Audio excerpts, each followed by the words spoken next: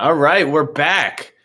Hello, hello, hello. For those of you that are tuning in for this first time, I'm Leon Seemann. I'm the executive director here at Adventure Theater. Margot?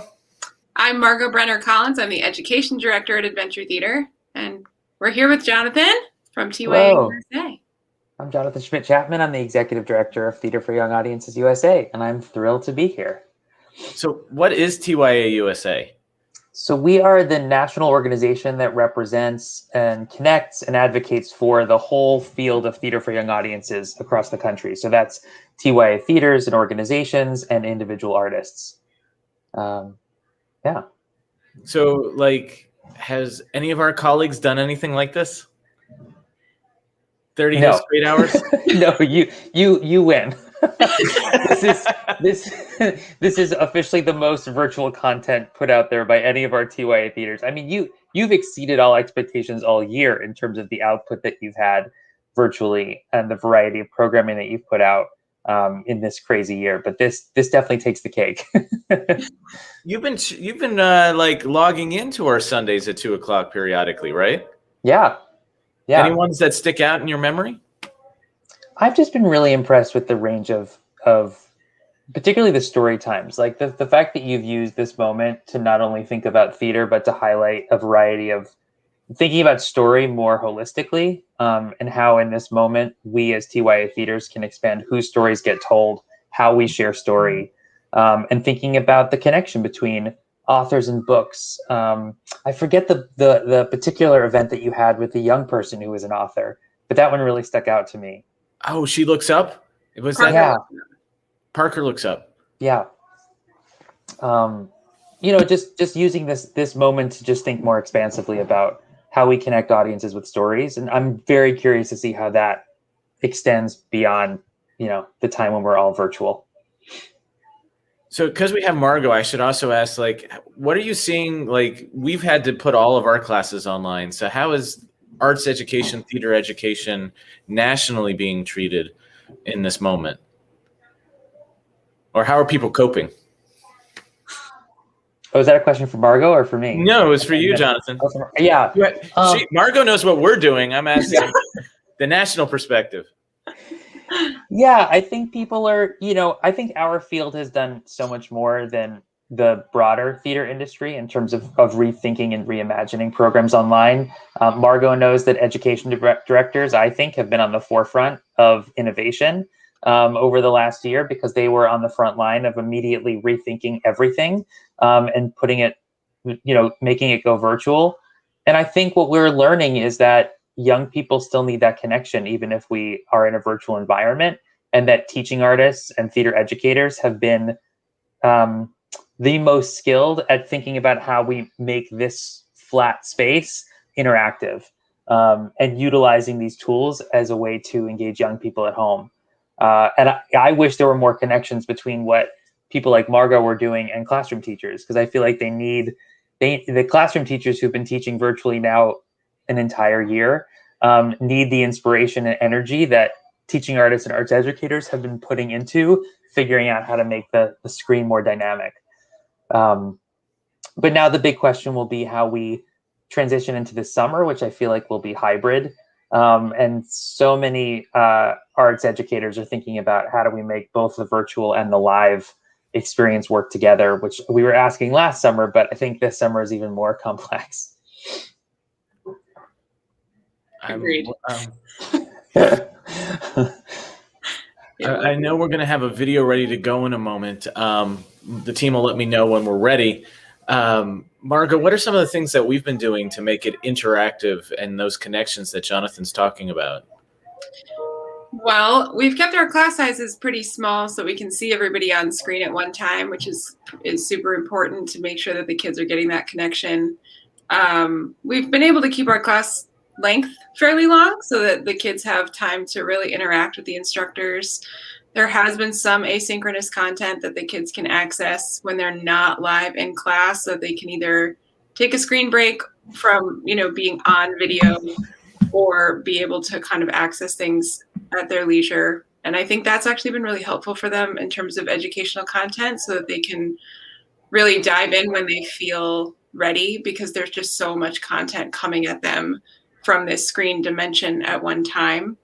But I think the other thing that we have going for us is that the medium is inherently physical. So, you know, even though they may have a conversation via the computer like we are having now, they're going to get up and move around in a way that they may not be able to do during their daily classwork when they're being asked to sort of sit and do math or something else. That's not to say that they don't. Some teachers are definitely getting them up to dance during math class, but you know, we've tried to keep it incredibly dynamic and also very personal and individualized.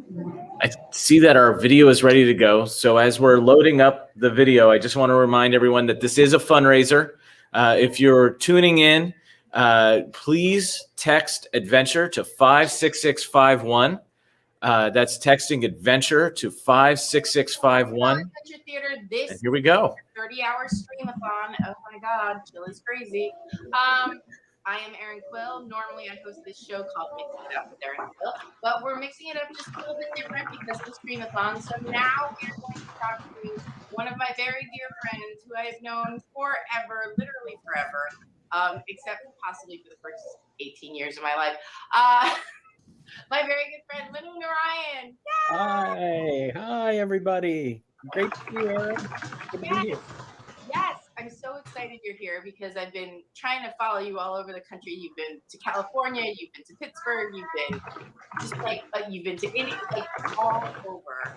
And That's I want to talk to you a little bit about how you got started. Because Adventure has an academy and a lot of the kids are musical theater minded. And I wanted to just talk about your beginnings. So go ahead.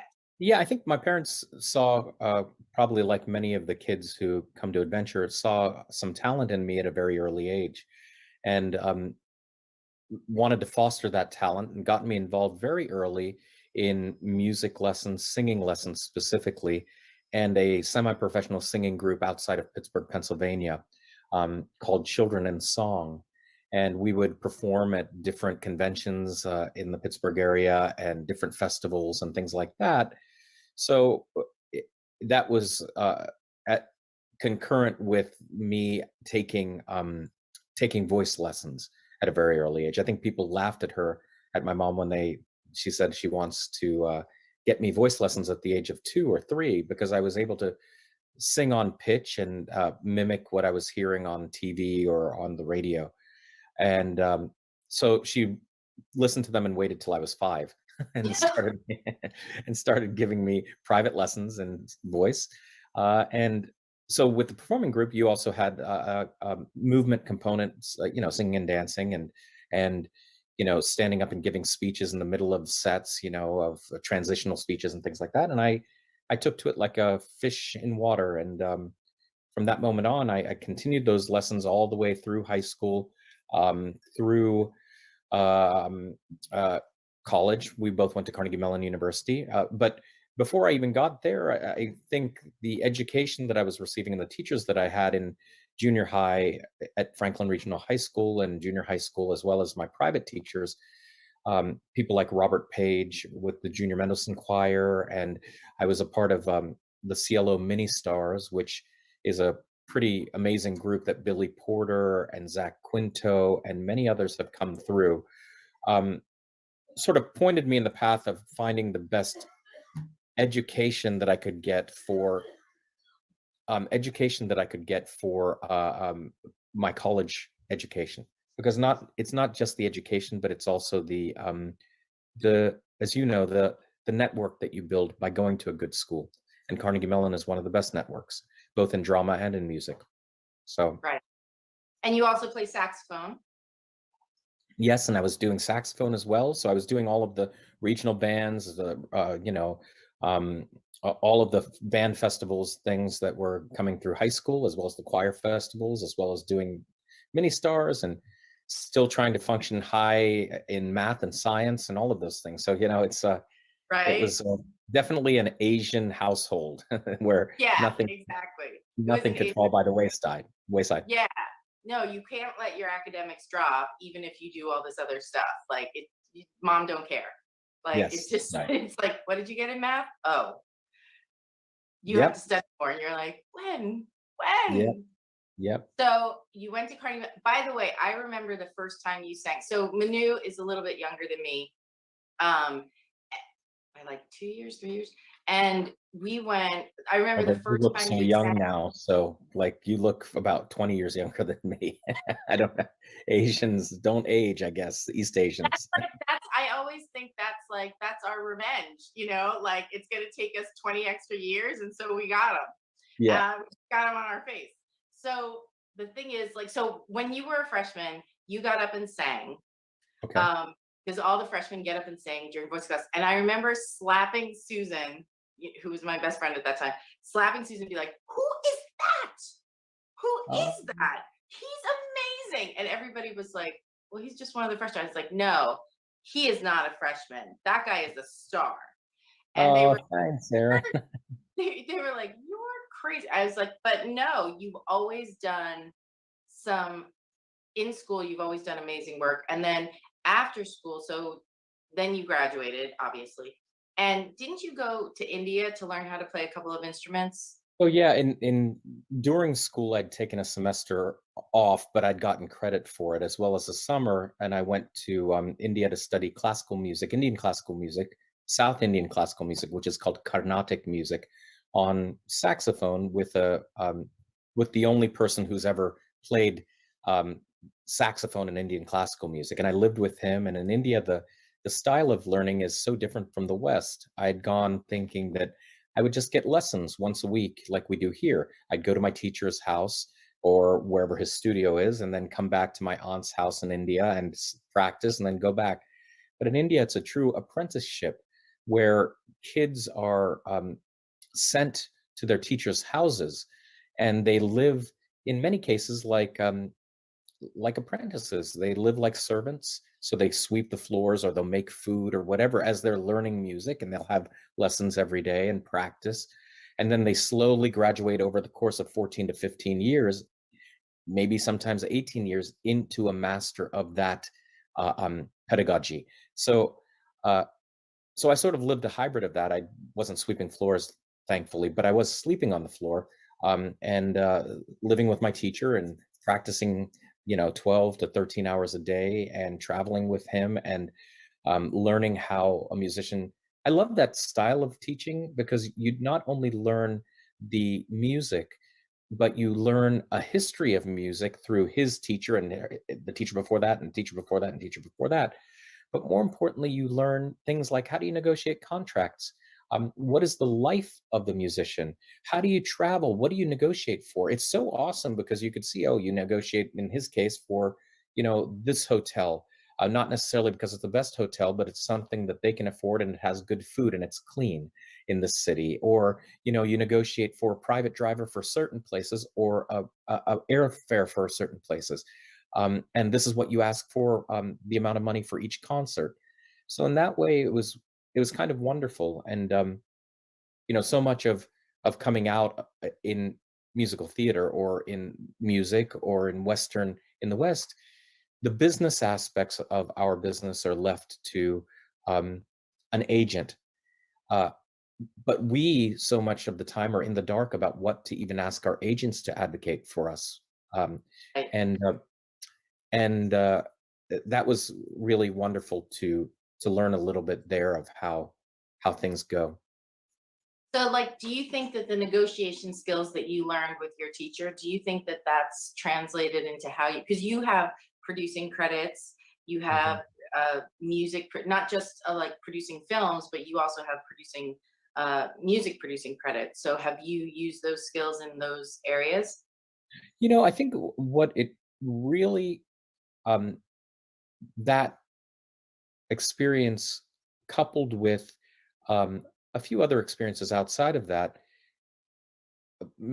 made me appreciate, I think, a little bit more of how to value yourself, not monetarily necessarily, but when it's okay to say no.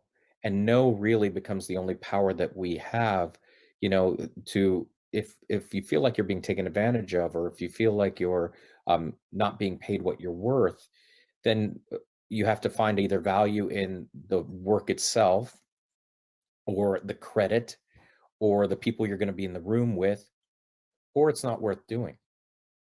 So I Right. think that was where from my teacher, I remember, him a lot of the time saying, no, I can't do that concert. I can't do it physically, and you're not paying me enough to come do it. So, but it's easy to say here in an interview that I learned that, but as as a professional arts professional in this country, you're constantly learning and relearning and making mistakes and feeling taken advantage of, and then having to hit the ground running again. So Yeah, it's crazy. So now after school, you did, let me see if I remember this correctly. You did Shakespeare, right? I did, but before that, so in school, when I was in school, even before I went to India, the summer before I went to India, I got my equity card at the Pittsburgh Civic Light Opera, Yes. and I did Fame the musical, and then the next summer I did Edo, Edo in Mame. I did the Indian Edo, and then Right. the third year I did Godspell. So I'd gotten a good chunk of professional musical theater experience.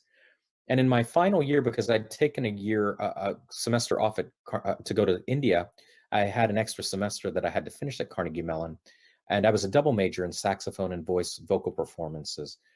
And I had gone to New York for a wedding, and they were having Chris and John calls for Miss Saigon, the original Miss Saigon. And Chris and John, for those who are too young, Chris was the white lead in Miss Saigon.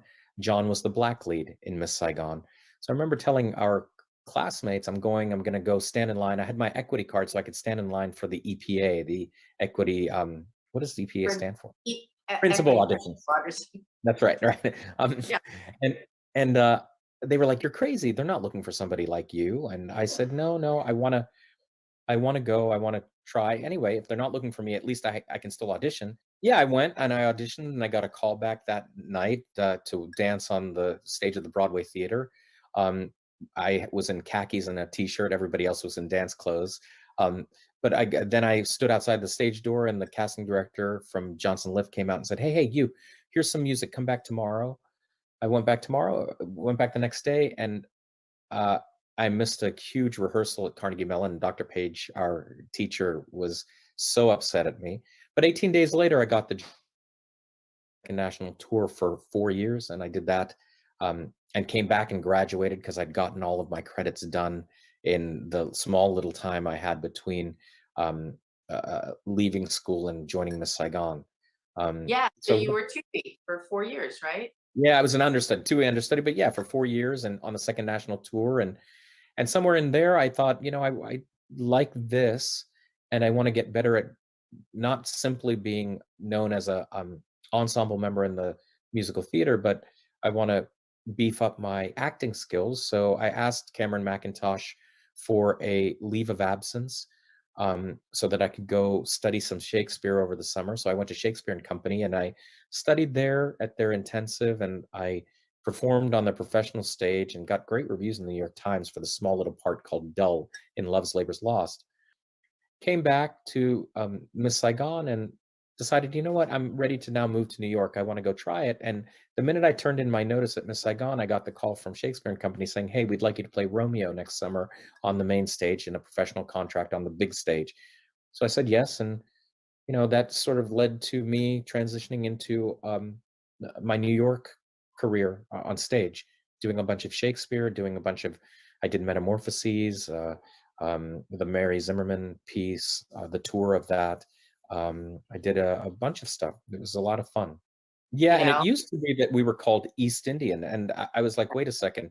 First of all, Native Americans were called Indian because they thought they'd landed in India. Columbus thought he landed in India, number one. Number two, East Indian are actually people who live in the east of India. Like not simply, you could say I'm South Indian. That would be a little bit more correct, but calling me East Indian is not. I'm so glad we're now at South Asian because, it encompasses Pakistan, Sri Lanka, Bangladesh, sometimes even Afghanistan. I think Afghanistan as well. So South India, North India. And then you, if you didn't feel that way, you'd call it Central Asia. Yeah, right, exactly. Bring us in. Bring us in. Hey, everybody. So we're doing a quick, going to the next video immediately because this is a very tight hour. I'm just here to say, please text adventure to 56651. That's text adventure to 56651. Please go ahead and roll video. Again, adventure to 56651. After a while, for those of you who don't know, there has only been one South Asian musical on Broadway, and Manu was the star. It was the hardest thing I've ever done, and my proudest moment, to be honest. I mean, it wasn't simply a musical like we know. I mean, I would say that the role and the way they'd written the role in New York for my character lives up there as one of the hardest, time-consuming, athletic roles that has ever been in musical theater. I mean, you could liken it to The King and I, but even more physical because there was a lot more dancing. There was a lot of dancing. A lot of dancing. I was the first person on stage. I was on stage in that 2 hours and 30 minutes. I was on stage for 2 hours and 28 minutes, and only one moment was I ever able to go off stage. I was getting changed on stage. I had multiple numbers. I had the 11 o'clock number. And that's an interesting one too. I think one of the things to share with your students or the lovers of your of Chills Theater and who want to move on to be professionals is it goes back to that. No, there was a couple of moments in that audition process. Those audition processes for new Broadway shows are quite lengthy, 6 months to a year. They'll bring you in. They'll call you back, but then they'll do a work session maybe 3-4 months later with the musical supervisor to sing.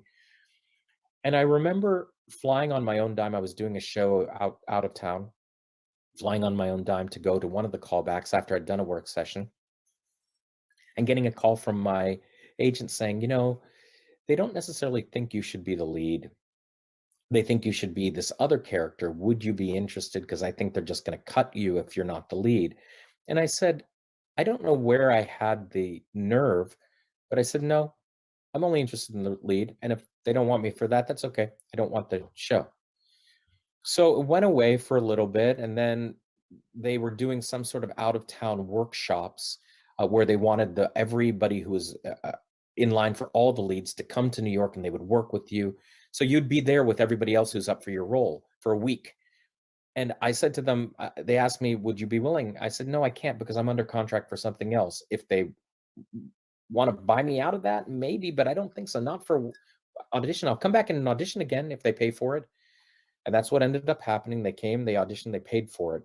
And I'll never forget, I'd gone in, I was the only person there. I worked with the dance, the choreographer. I worked with the music supervisor. My agent had said, come over to my office after you're done, because I'd flown in from Cincinnati. I went to the office and he sat me down and said, well, you're the lead in a Broadway show. And I was like, oh my God. But it doesn't end there, Aaron. Like, what's amazing is I'd gone back. I was doing Metamorphoses out of town at that point. And I'd gone back and we had told Andrew Lloyd Webber's office that, you need to, they were doing a workshop. After I got it, they said, we're going to do a workshop in London.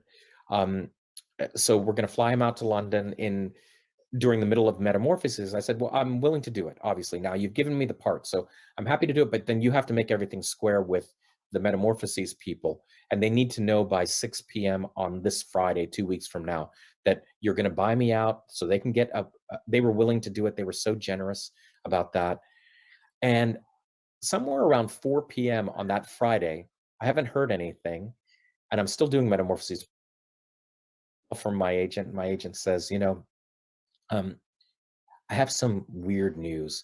They're now saying that you haven't actually booked the Broadway show. They want you for the workshop. They're willing to buy you out for the workshop, but only after Andrew Lloyd Webber approves you in person, because he hadn't been at my final callback. They taped it.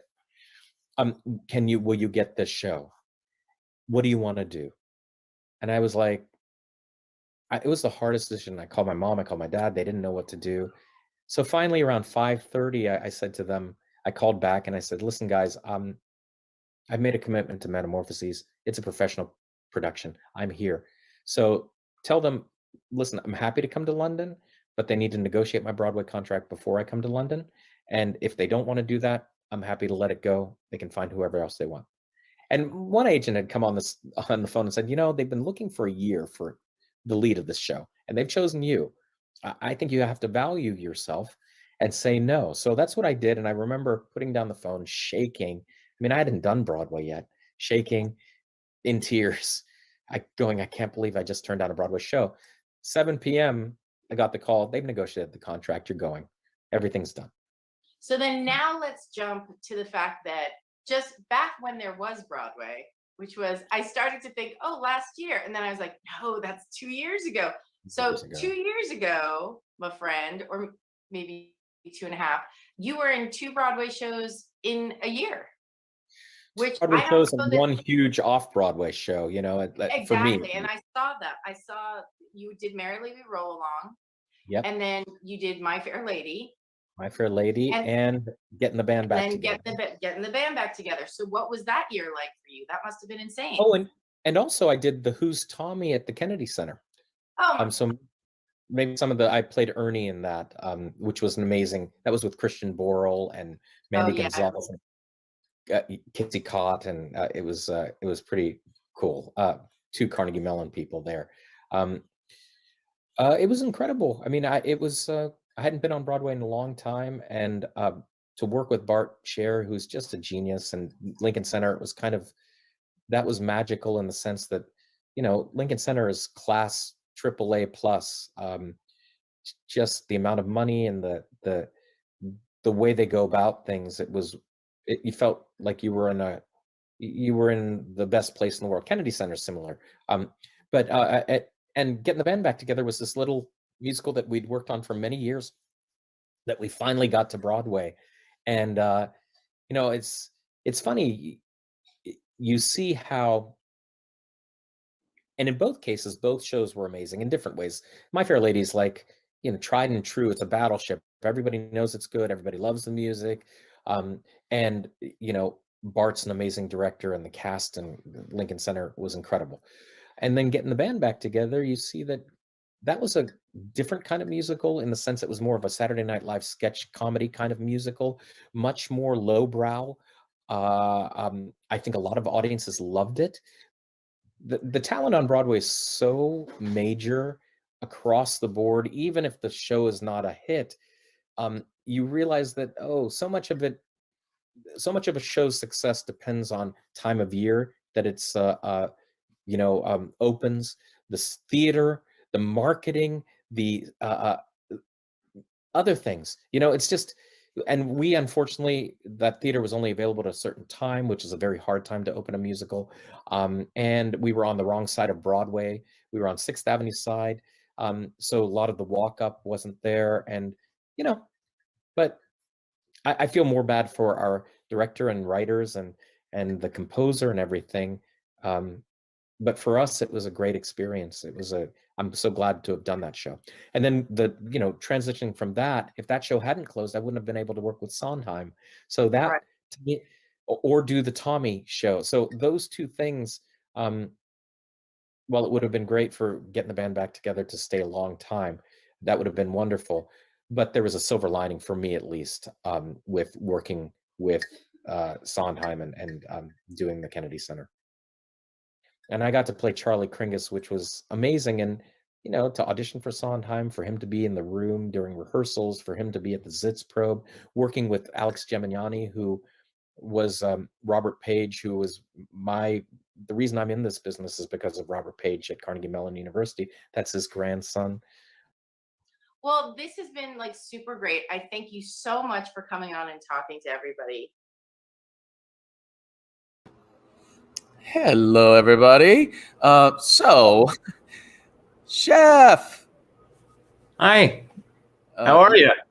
You're on mute there, Spike. Spike, can you hear us? Uh-oh. So we're having a signal issue with Spike. Spike, can you hear us? Spike?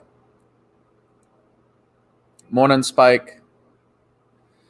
Unfortunately, y'all, we are having technical difficulties with Spike's, so we should probably let him know to leave and come back in, maybe. and unmute him, but I think his issue is he can't hear us. So can you hear us, Spike? You're muted, Spike. Can you hear us?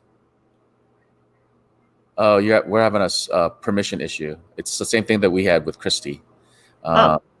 So we're having a permission issue. Unfortunately, we're starting to run out of time on this one because we have to go to. Do we want to like run the tape and then try and talk to Spike in between? Yeah, I think we should do that. So hello, everyone. We're going to jump to the video, and hopefully we can get Spike's computer set up and working in between. There we go. Spike Mendelsohn from PLNT Burger and so much more. And he's going to give us a quick tour and a demonstration today. Yes, welcome. We're sitting in front of the old Honesty offices, which are now the new Eat the Change offices. But we love the door so much, I thought we think that we kept it. So come on in, we'll give you a tour of the office and have some fun. That's good. Thank you.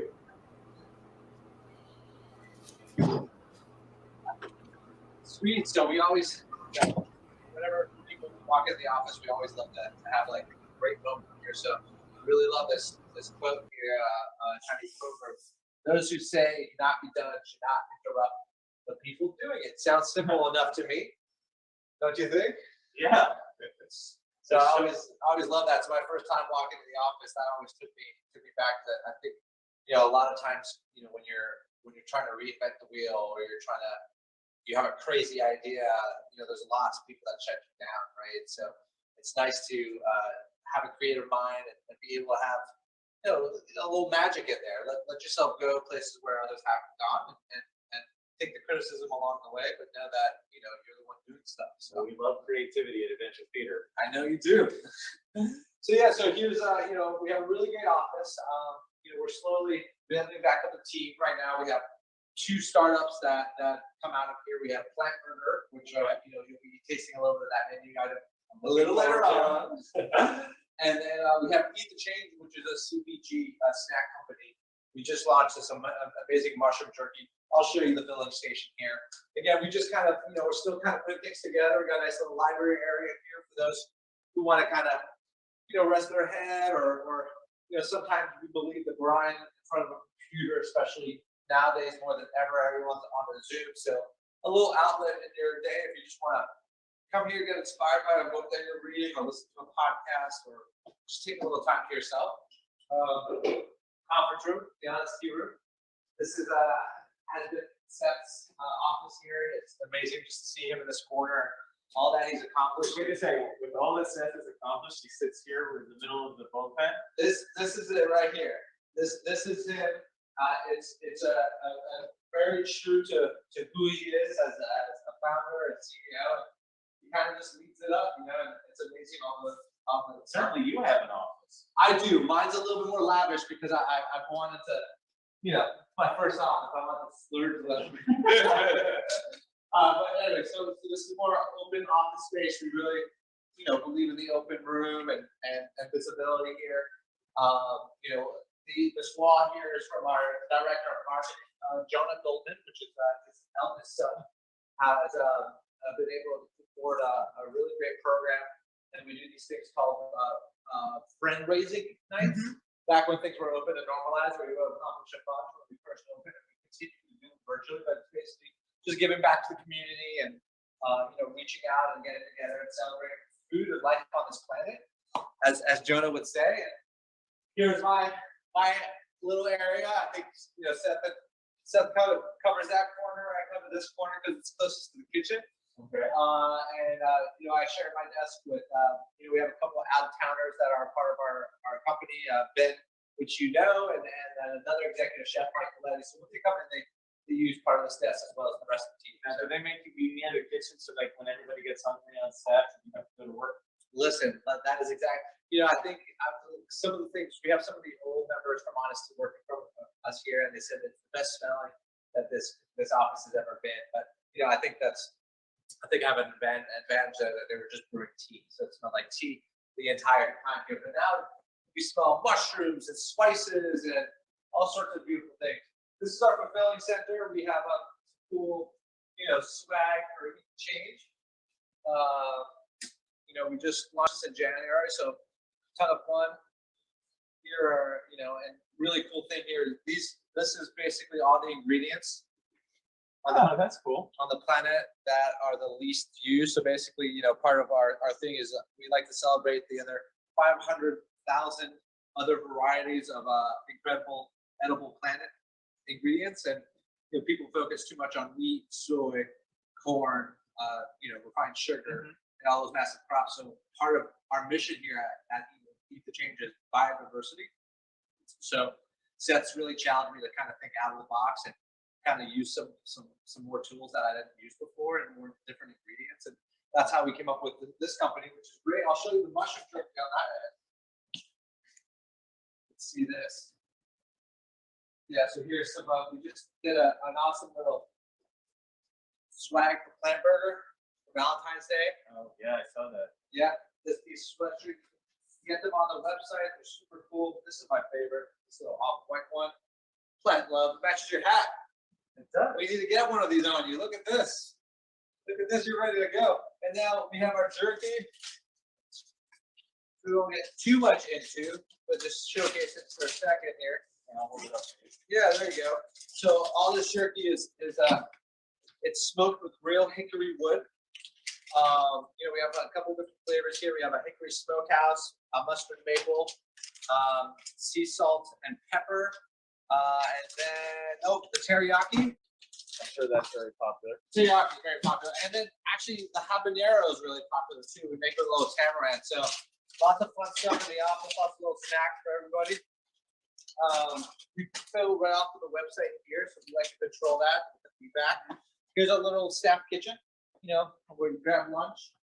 We have, of course, honest teas in the fridge at all times. That's a must. There's not an honest tea in here, which means we're in trouble. Actually, Honest Tea has sponsored the drink station at our academy, and so the kids can get Honest Tea between dance classes. Oh, we love that. And you use the Honest Kids pouches too for the younger kids? Or? Well, we shut down shortly after we got the fridge. So we got the tea up, and we were going to get the Honest Kids as well. This was a cool little thing. I got this for Seth. I know he's a fan of 1010, and we were actually in Paris for the Change Now Summit, where Plant Burger was invited to partake, and we fed everyone at the climate change conference, and it was really great. We were one of the only food vendors, and it was right when we launched Plant Burger, but always a nice little memory. We'll get a little sneak peek, just a sneak peek, okay? Because we're coming in here later. I don't want to give too much away. But I figured, I can invite you to our little library area. We can chit chat, maybe, social distance. And Hello. I think we solved our issue with Hi, Spike. Hi, Spike. Hey, So we're gonna everyone, how we doing? Good. go once we have our great discussion. So Thank you for making time for us today. Of course, I like the hat. I like the swag you got going on. I thank you. Because of you, I have it, and I'm wearing the button too. Nice. So I guess with the little time we have with you, why did you decide to help Adventure Theater? This was so generous of you and Plant Burger to spend time with us today and to give a portion of the proceeds from Plant Burger sales today to Adventure. Yeah, absolutely. I mean, it was. Let's just say it wasn't a hard sell, Leon.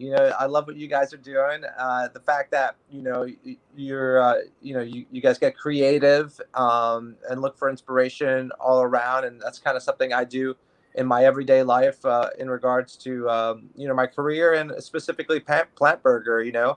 Soon you'll see how Leon and I got real creative in the kitchen to develop a really delicious breakfast sandwich that is 100% plant-based. So easy sell, and it was great to have you in the office and come kind of check out what we're doing, and And the store opens in 20 minutes, right? It opens at 11 a.m.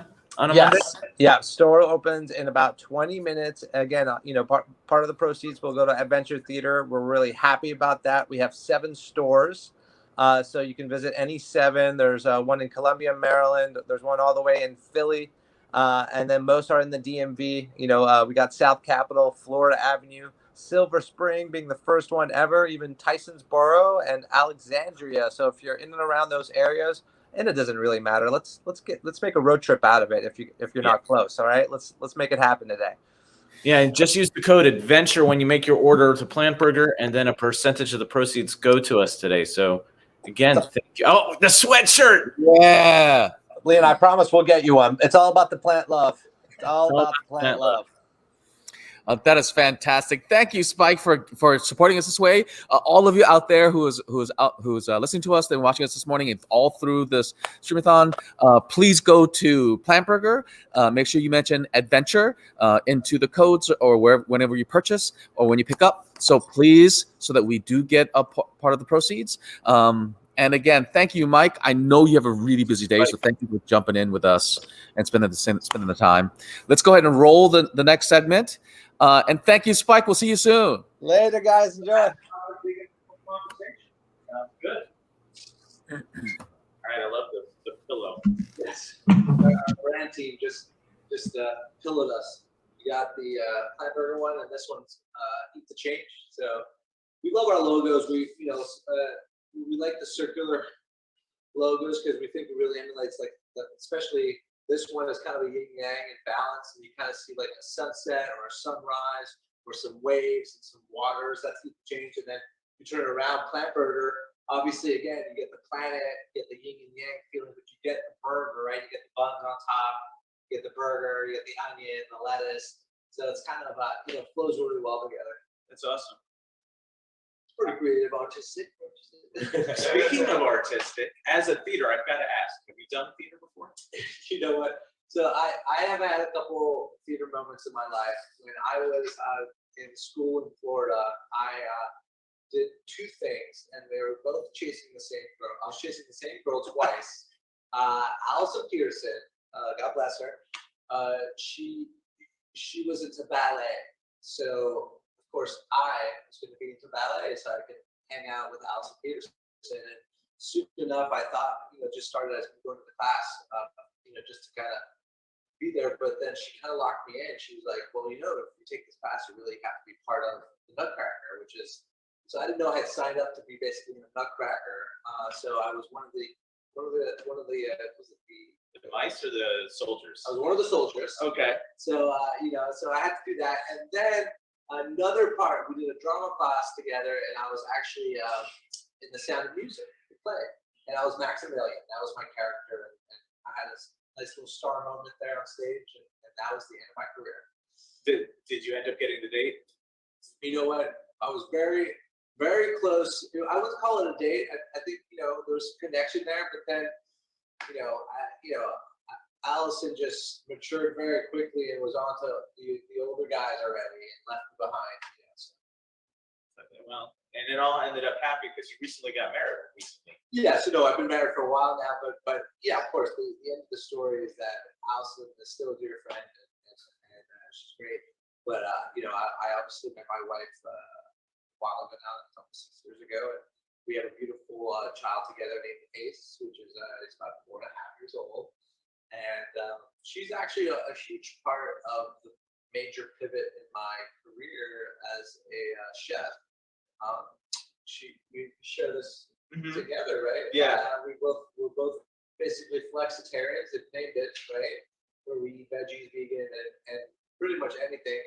We both have vegan wives, and so she kind of pushed me to think outside the box when it came to creating food for our family, or even like restaurant items. Like it seemed like there was this huge movement in plant-based foods and diets, and it was exciting to me. And we talk about artistry, but often I refer to my trade as an art form, right? Absolutely is. Yeah, so I believe that anything, and sometimes I offer to it as one of the ultimate art forms, because I think it really it has all your senses. You can smell this art, taste this art, visually see it.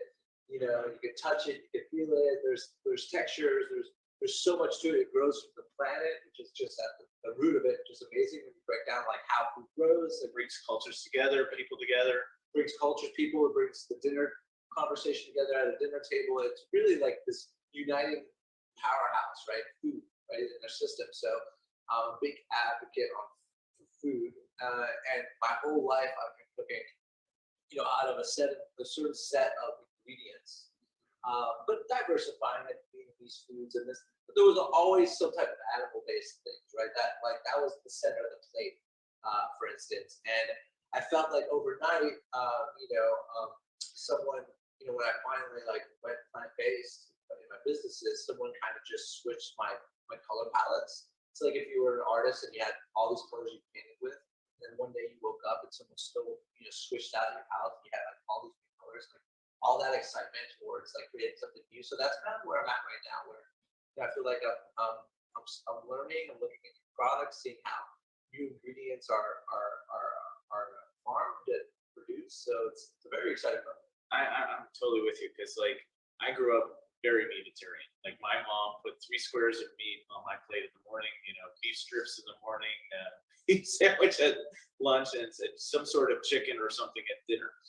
And then I married my wife, and she's vegetarian, as we were saying, and then I was just trying to figure it all out. But it's in the last 5 years, it's been so exciting, just all the ingredients coming out. I've been totally reinventing the family recipe, especially this past year when I've been cooking more than I've ever been cooking before, and trying to figure out how to do a vegetarian version of some of my dishes that I remember growing up. And now it's possible. It's really cool. Yeah, but that's the thing. It's it's not so much reinventing the cuisine, but just the ingredients that you're using, right? So if you had a great recipe for lasagna, then that is a plant-based protein meat that substitute that will react and taste almost the same exact way, depending on how you're cooking. If your cooking skills are good. No, the sausages are really there. I haven't had a good sausage lasagna until the last 5 years. Yeah, definitely. We love using Beyond sausage. We're a huge fan of Beyond family. But I just received. I have this cream. I get samples a lot now because people caught on that. Hey, there's a chef in the plant-based food that likes to play this stuff. And I got sent this fava. It's called fava, and it's basically plant-based whipped cream. Which whips, you can believe it or not, this actually whips to stiff peaks. It's not like the coconut cream. I think coconut cream gets a bad rap because it has a strong flavor and it doesn't really whip. It really quite gets to the whip stage. But this cream that I have there, it's I took it to my friend's house actually just 2 nights ago, and they made waffles, and I was like, hey, got this plant-based cream. Let's whip it up and try it out. And it's rave reviews. Add a little bit of vanilla, a little powdered sugar in there. You can't even tell the difference. So it's amazing to see these products. I'll show it to you. Sure. Yeah. I mean, my best, I think is, and also because I keep kosher, the meat and the milk also was a challenge, and now it's not. Yeah. So my favorite recipe is a Swedish meatball recipe that's got eggs. I haven't figured out how to get the eggs out of it, but the rest of it is vegan. Well, there's an ingredient. We should get into the kitchen. I can show you show the demo because I have a couple products I'll turn you on to. Basically, one is a substitute for an egg thickener. But we have this amazing egg sandwich that we just launched at PLNT Burger. It's called a company called Just Egg that came out with the product. It's basically a folded egg, scrambled egg that they produced, and we used that with a little bit of Beyond Meat sausage, which I know you're a fan of. I'm a big fan. fan. The breakfast sausage. And then I don't want to tell you everything. I want to tell you little secrets for the kitchen. So, you think you're ready to head into the kitchen? Yeah, let's head into the kitchen. All right. Hello.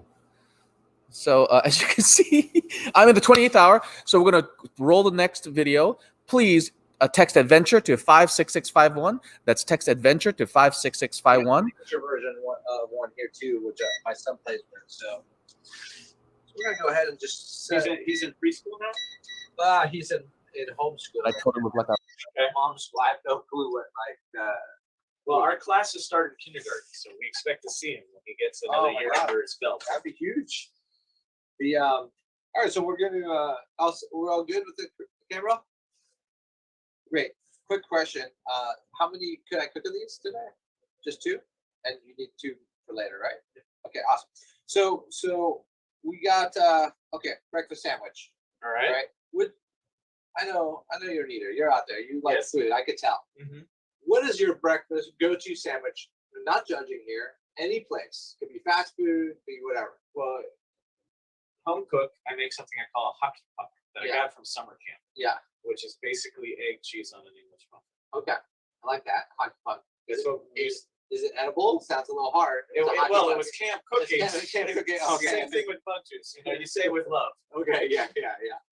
But what? So, but you eat kosher, correct? That's correct. So the very limited on places where you can go get breakfast. That's correct. I'm sure you've heard rave reviews about the McDonald's breakfast sandwich. Over the years. Pre-keeping kosher, I do remember that. Exactly. Well, I'm going to take you back there. All right. And McDonald's is a funny business. Let's just put it that way. I feel like they do so good. They do a lot of good, but a lot of the ingredients they use aren't for everybody, right? And I always say to people, everything in moderation, right? So I definitely like the breakfast sandwich there. I remember it's one of those flavors I remember eating as a child with my grandmother when she used to take me to the drive-thru. It was like McDonald's all the way. And that's why we're having so much fun with plant burgers, because we really feel that we're not a fast casual or anything like that. We're a fast food joint, and we're just serving delicious burgers and now breakfast items. And we just happen to be plant-based, kosher, and soy-free. And that's the kind of the way we look at our business, right? We're not here to turn you into a vegan. We're not here to turn you into a vegetarian. We're here to tell you, hey, you could diversify your diet a little bit. You could support the planet a little bit more, because the ingredients that we use directly have a greater effect on the environmental footprint of our planet. So for our kids, can you explain so that our kids understand how these ingredients make the planet safer? Yeah, absolutely. I'll give you the best example is just substituting animal meat protein for plant-based protein. Beyond Meat's products, and as well as this is a Beyond Sausage product, same product. They use about 98% less water, 92% less land. So when you look at all these carbon emissions and what it takes to produce cow meat versus plant meat, the differences are very vast and apart. So we often say here in our company, you can vote every 2 years, you can vote every 4 years, right? Depending on what leaders you want or different things that come up. The Farm Bill, for instance.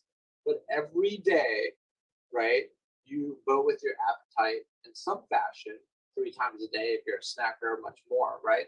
But every time you make a choice with the food that you decide to put into your body, you're making a choice to support the farmer that produced it, the company that did it, the way it got there, the way it was grown. And when you start to look at that and holistically look at food in that way, hey, where I spend my money, I'm actually voting for my planet, right? That's kind of where we're doing right now. That's where we're I at. love that analogy, and I just say to our families and kids out there, while you have to be 18 to vote in the election, you as a kid have the influence to make this decision now. You can say, Mom, Dad, let's go to Plant Burger, let's make a difference, and you can help to make a difference now with your vote. I love it, by the way. And I'm going to use that because, it starts with the kids. And a lot of the time, especially Jonah, which was, there's a great story about Jonah Goldman and Seth. The reason why his whole family went vegetarian is that after visiting an animal sanctuary where Jonah had met this rooster named George, he kind of became friends as a kid. He went back home that night and asked his parents a really tough question. And the question was, hey, what happens to George? What's going on with George? And his parents had to have that conversation about where meat comes from and so forth. And he really didn't. And the overall question is why don't we just eat plants and not kill animals, for instance? And I think that really resonated massively with Seth and Julie at the family, and the whole family decided to go plant-based on something a child had done. So I always love that story, and I love bringing it up because I felt that's truly the power that kids have in our society is how to have an impact. So yeah, I've got 4 kids. They keep me busy. Yes, I'm sure, especially now. Yes, and my 12-year-old is always pushing me about, did I put something in the right recycling bin? Did I, what am I eating and stuff like that. So they're always pushing us to be better. I love that about my kids. Yeah. So what I got here is I'm searing the sausage patties. They smell great, by the way. Yeah, this is the Just Egg folded egg patty, which is a fantastic product. We're gonna toast our buns, because every professional toasts buns. All right, we're gonna put those in here. Move it around. Okay. Add a little salt to the eggs, a little bit of pepper. You smell that sausage spice? That smells amazing. That is so good smelling. So here we're gonna press our buns down here. Make sure we get some of that. Those juices in and around. I'm gonna flip this egg. So what always gets me about the Beyond is the fact that the oils come out of it. Oh yeah. It sizzles.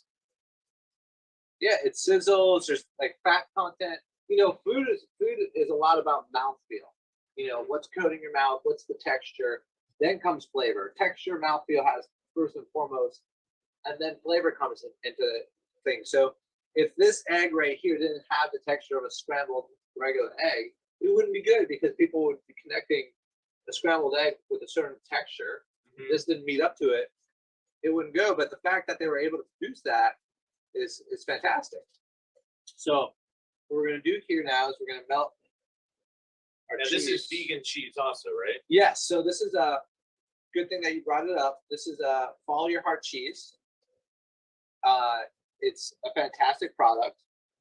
Flips just like cheese. Talking about creativity, can't tell the difference. Look at this. An item, an American slice of cheese that we've been eating for years and years and years, coming from a cow, and now we have this plant-based cheese that acts the same exact way.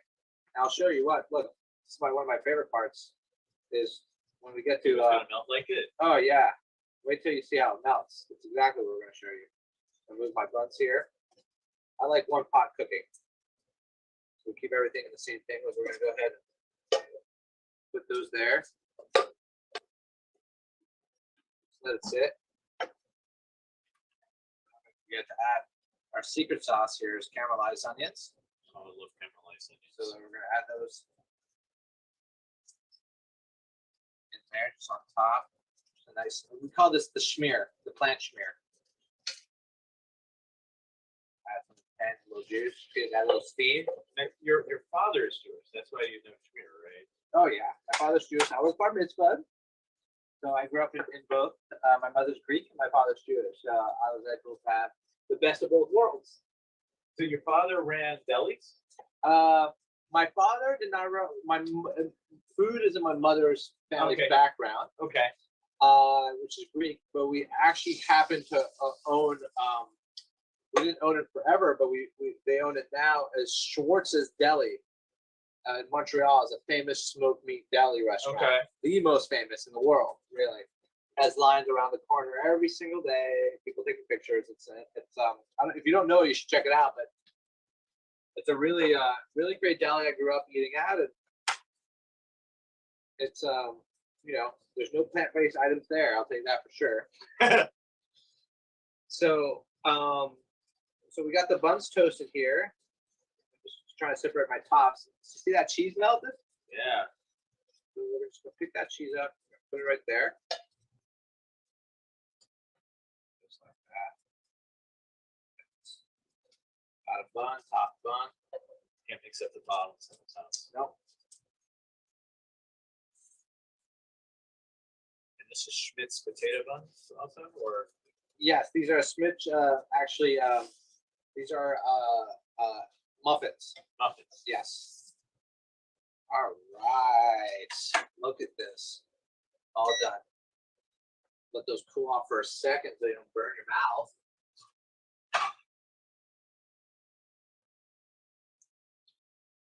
Over here. Look at that. You gotta hold it up for the camera here. Yeah, see? Check it out. That's gorgeous. You can just go ahead and I can? Yeah, you'll dig in. I'll dig in the other one. Just gonna wash my hands real quick. Absolutely.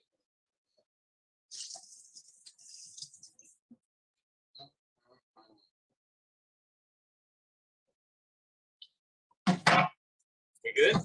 We good. I want to just we want that reaction. All right. We want that oozing reaction.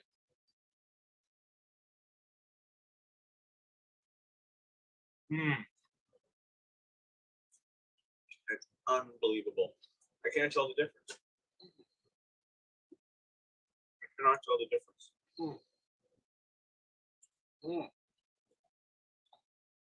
This is when you get a lot of, dead space on air when you feed people. I got all my hands on too, because all the juices are running down.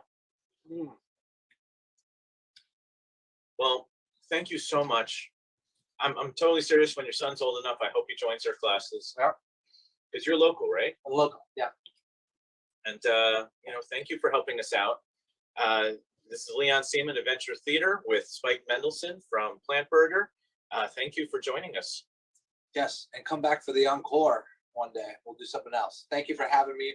Again, breakfast all day at PLNT Burger if you guys want to taste these. Yes, and if you go to PLNT Burger today with the code ADVENTURE, a part of the proceeds will go to Adventure Theater today. Yay! Wow. Yeah, I'm so we have a special guest today, Councilman. Thank you so much for joining us, and Carmen. Hi. Thank you, the two of you, for coming and joining us today. We are in our 20th hour, heading into our 21 hour of our Stream-a-thon. Wow. Yeah, so we are here basically proving that that we are doing a Herculean task to show our community why we feel adventure is important. And I just want to say thank you for your gracious amount of time. I know that you're super busy, Councilman, so thank you for coming and joining us.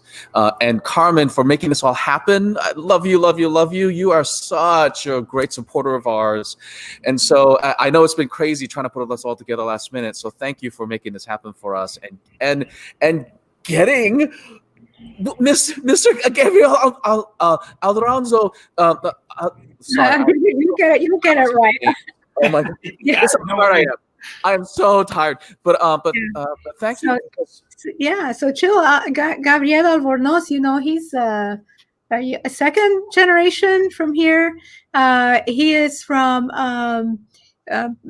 Peruvian and Ecuadorian ancestors. And so we're very proud of his work here. He's done so many fantastic things in Montgomery County. He grew up in Montgomery County. He went to, I think, Walt Whitman High School. Is that correct? Yeah. And he has a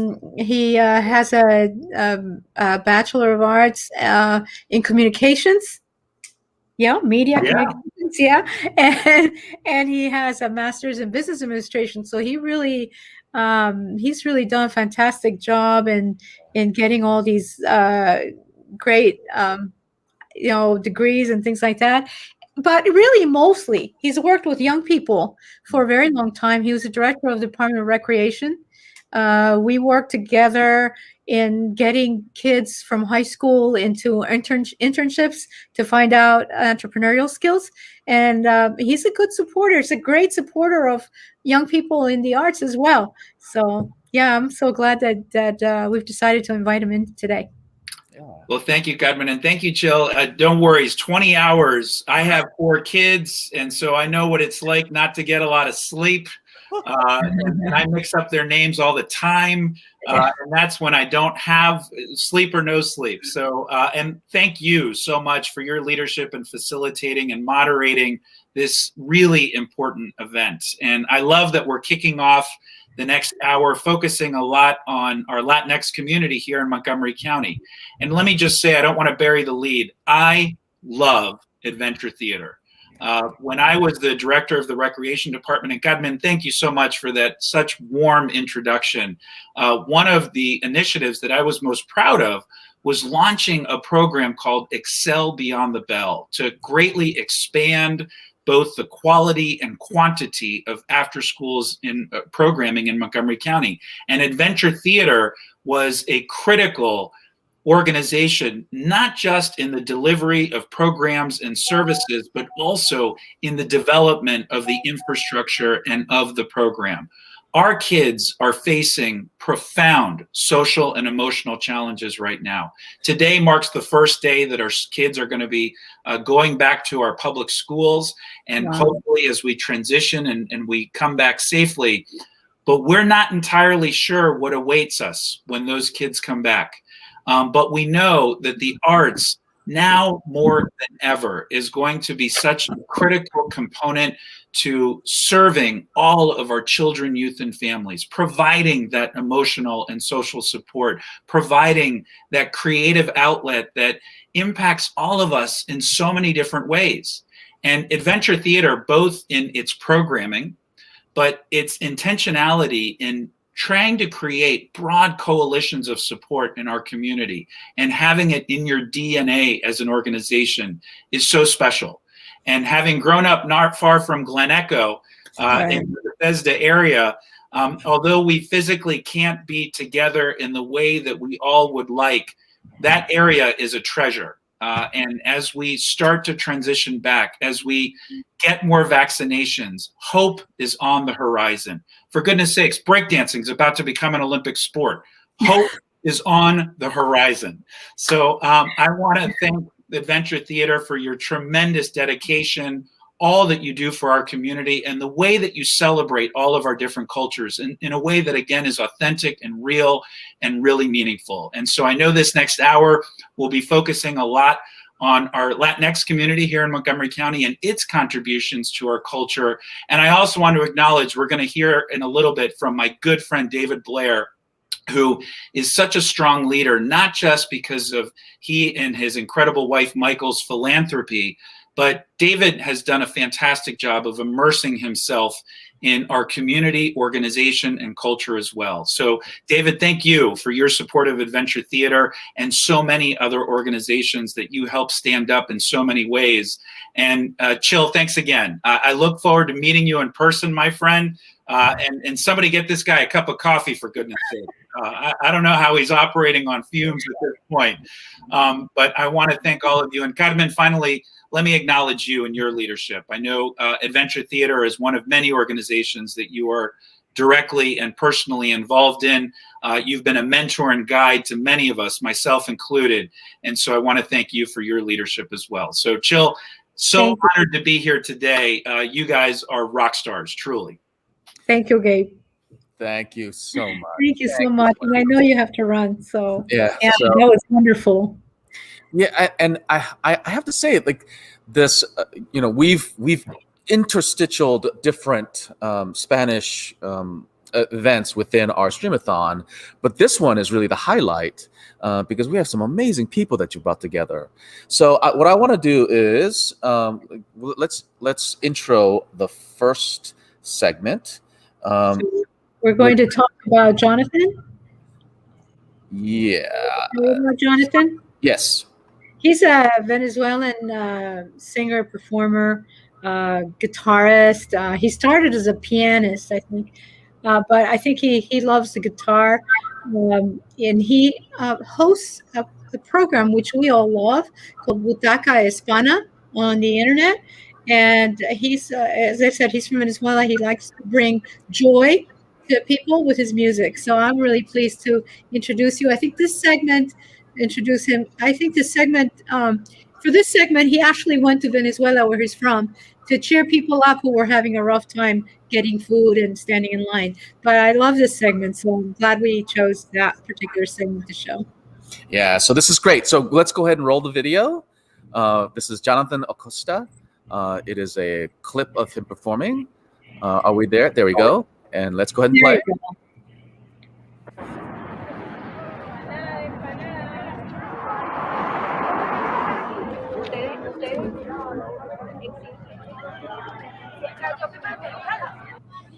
Café, café, traigo un rico café.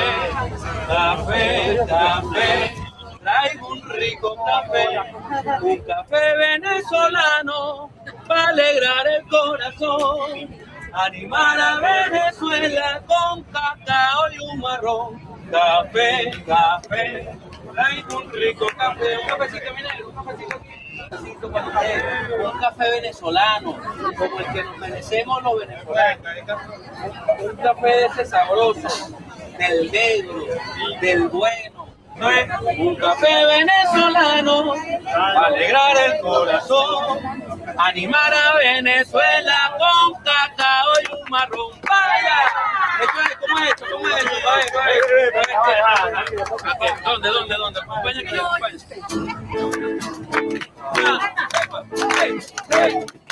Venezuela, ánimo Venezuela, Venezuela, ánimo Venezuela. Un café venezolano para alegrar el corazón, animar a Venezuela con cacao y un marrón. Vaya, Venezuela, ánimo Venezuela, Venezuela, ánimo Venezuela. Mujeres que trabajan, luchan, siembran con amor. Somos costa, somos llanos y los cueros del tambor. ¡Vamos! Tierra de las polillas y negra fina que llevan de fiesta su cintura aprieta al son de la curveta y el taquita y de la mina. Al son de la curveta y el taquita y de la mina. Tierra de las polillas y negra fina que llevan de fiesta su cintura aprieta al son de la curveta y el taquita y de la mina. Al son de la curveta y el taquita. ¡Oh! Venezuela, ánimo Venezuela, Venezuela, ánimo Venezuela. Cardenal de esperanza, rojizo volador, hombre próspero en el campo y donde quiera con tesón. ¡Vamos! Cantamos con gusto a todo lo hermoso. No vengo de lejos, vengo de Carora, donde baila el viento y canta la aurora, donde baila el viento y canta la aurora. Venezuela, ánimo Venezuela, Venezuela, ánimo Venezuela. Vamos Venezuela con valor, oh, vamos contra viento y marea. La fe sigue aferrada al corazón. Pongamos de lo nuestro lo mejor.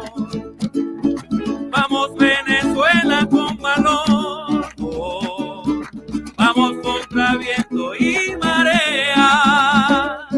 La fe sigue aferrada al corazón. Pongamos de lo nuestro lo mejor.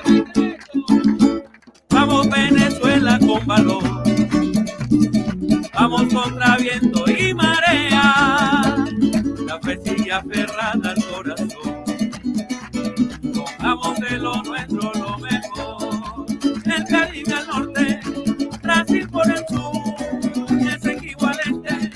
Colombia al oeste, forman el cuadrante de nuestra Guayana.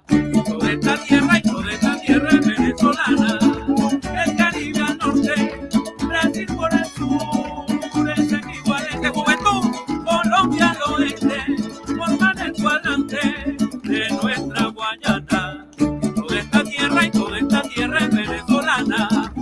Y toda esta tierra y toda esta tierra es venezolana. El Caribe al norte, Brasil por el sur, es equivalente. Colombia al oeste, forman el cuadrante de nuestra Guayana. Y toda esta tierra y toda esta tierra es venezolana. Y toda esta tierra y toda esta tierra es venezolana. Venezuela, ánimo Venezuela, Venezuela, ánimo Venezuela, Venezuela, ánimo Venezuela, Venezuela, ánimo Venezuela, Venezuela, ánimo Venezuela, Venezuela, ánimo Venezuela. Catatumbo y las montañas salen siempre como el sol. El oriente y el Roraima, que tremenda inspiración. ¡Ánimo Venezuela! Vamos a tener una Venezuela extraordinaria y debemos creer en ella, en lo que somos. Tenemos una Venezuela súper rica en recursos naturales, pero lo más rico que tiene Venezuela es su gente. Así cuenta tres todos. 1, 2, 3.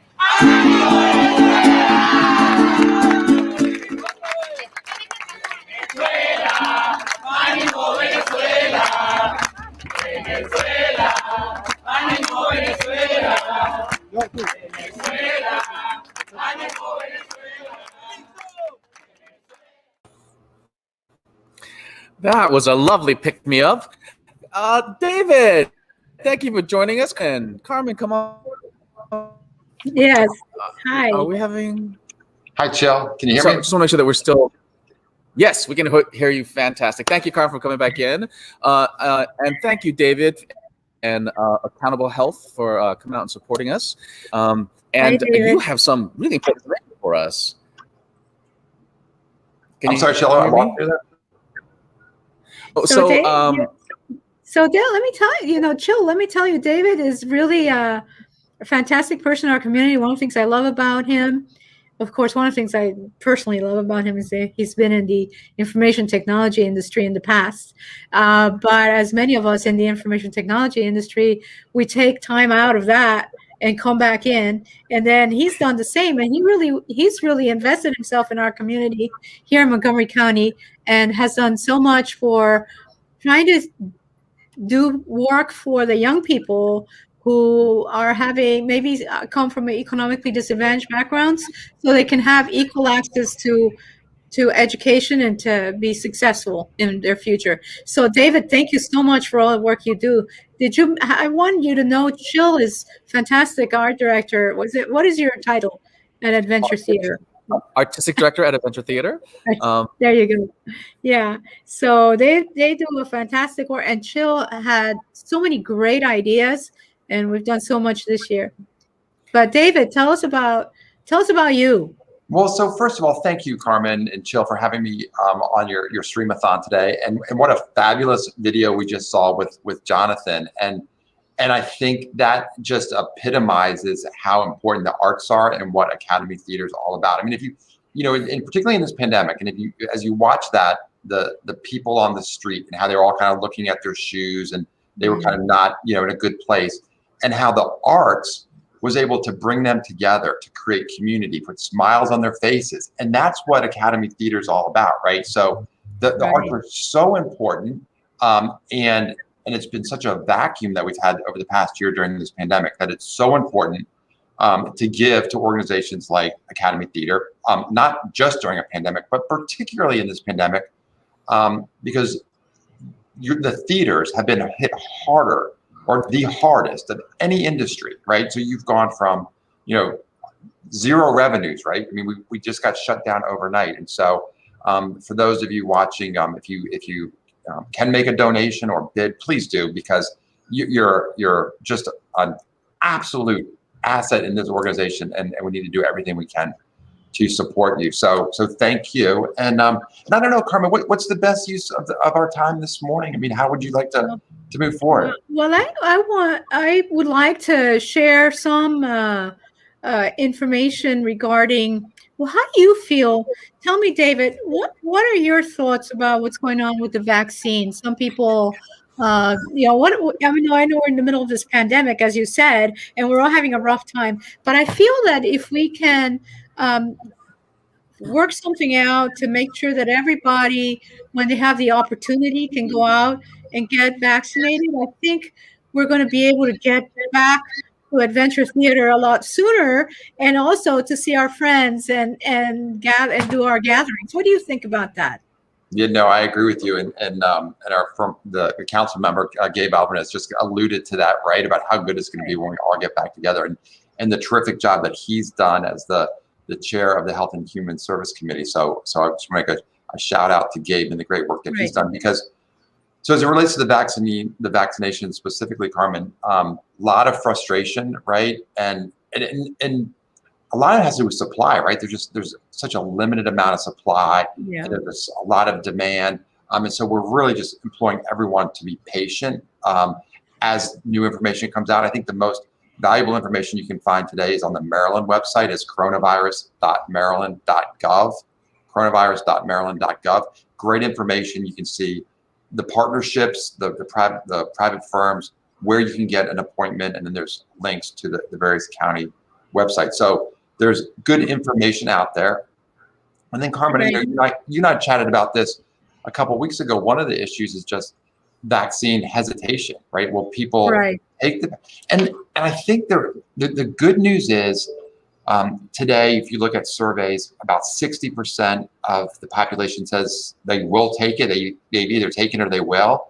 and the kind of wait and see approach is down to 20%. And so it seems like we're on a track to get to herd immunity, and then adventure theater will be, open sooner versus later. Right. So one of the things that I want to say is to make sure that people don't get frustrated, because many people I speak to say, yeah, I was getting ready to get the vaccine, and they said, yeah, it's going to come out, and then it's one of these things that is coming out, but it doesn't. So it's a little bit difficult, isn't it?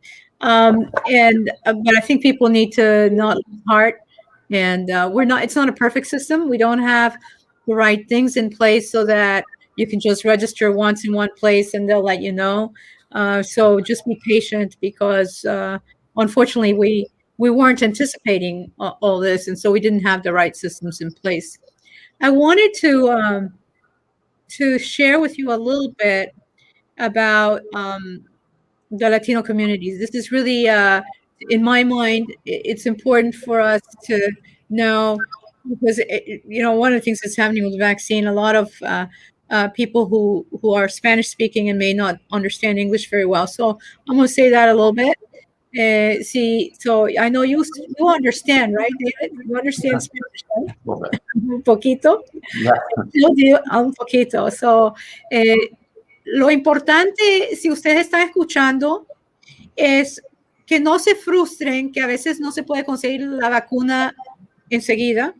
Es importante, no les va a hacer daño, más vale, lo va a proteger, no les cambian el ADN, no les va a poner un microbio adentro que no pueden salvarse, más vale, es una cosa muy buena, y espero que tengan la paciencia para vacunarse. I just repeated a little bit of what we said, but I also want to say the Latino community, and I don't have to tell you guys, you're familiar with this. It's important that our listeners understand that it's a mosaic, right? The Latino community has roots in Spanish-speaking countries, but even Spanish-speaking countries in South America, which is in the Americas, in Central and South America, and in the Caribbean, there are people from all over the place, right? So we all come from different parts of the world, and our parents did, and so we're all a mix, right? So when you're talking about Latinos, they're not very different from people in the United States. It's just that the cultural influences in the music and all that comes from many different parts. And I think here too, I went to Louisiana and they had French music, and Texas, they have some German, and I don't know, it's all over the place, right? So have you guys had experience with Latinos being sort of a mosaic of different people? Yeah, absolutely. And it's one of the things that I love about adventure theater too, right, is how it embraces diversity. And that's one of the things I love about Montgomery County is this incredibly rich community of, I think we're a majority minority, right? So we have 20% Black, 20% Latino, 15% Asian. I mean, it's a phenomenal place to be. And I think one of the things that we recognize, whether we're in the arts or in business, is how diversity, there's power in diversity. That if you truly want the best ideas and the best solutions, you get it from diversity, and no better place than here in Montgomery County. You know what? There's a young man I met here. His parents are from Peru, and his father is an artist, and I know his sister is a beautiful designer, painter, and things like that, and she does a lot of artwork. His name is Alex Albuquerque, kind of like Albuquerque, New Mexico. One of the things that's really awesome that his parents encouraged him into music when he was a young man. So when he was 12, he was already playing the piano, and actually, I think he started playing the piano when he was 14. He just sent me a note about that. But then he went to University of Maryland, and one of the things that happened is he got into music and he got into singing, and one of his teachers there inspired him to educate the voice better, and he studied singing, and he ended up studying singing, and he's actually in the Washington Opera, National Opera. and it's wonderful to see a Latino originally from Peru, now an American Latino, in opera. He sings not just opera pieces, but also really beautiful, like Bocelli does. He does also not just opera, but also different pieces. So I'd like it if David and Chill, if we could listen to him. Yes, let's go to video. Okay, let's go to see Alex. Go ahead, Alex.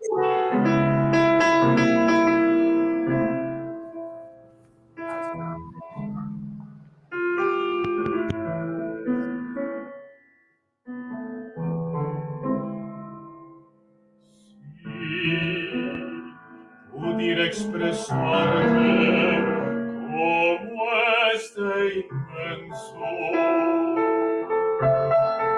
en el fondo de mi corazón, amor por ti.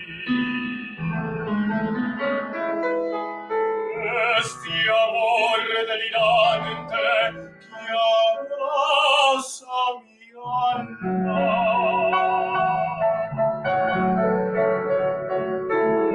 Es pasión que atormenta mi corazón.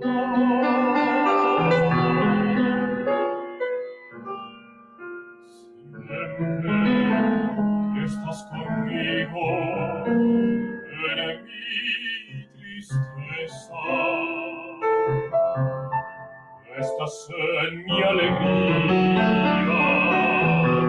y en mi sufrir, porque en ti se encierra toda mi dicha. Si no estoy contigo, mi bien, no soy feliz. Es mi amor delirio de estar contigo. Y yo soy dichoso, mi bien, porque me quieres también.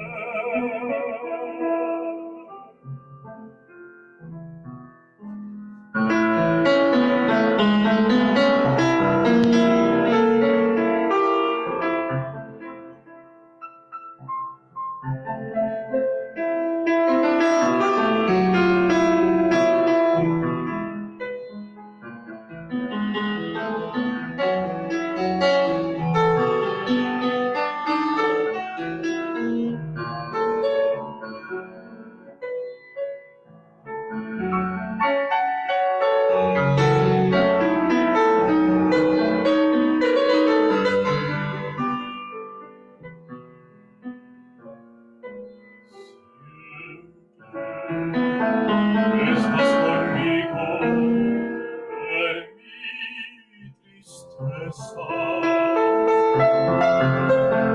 estás en mi alegría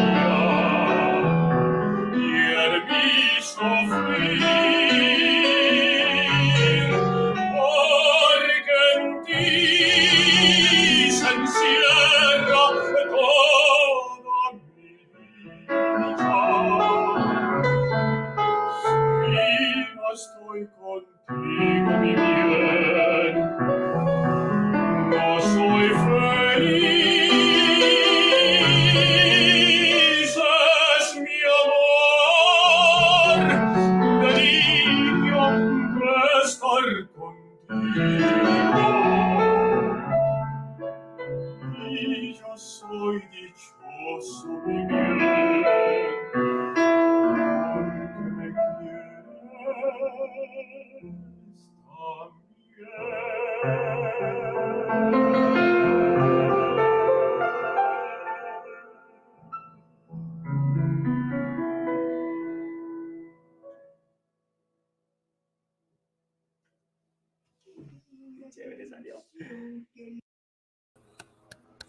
Bravo, bravo, bravo. That was lovely. Yeah, that's great.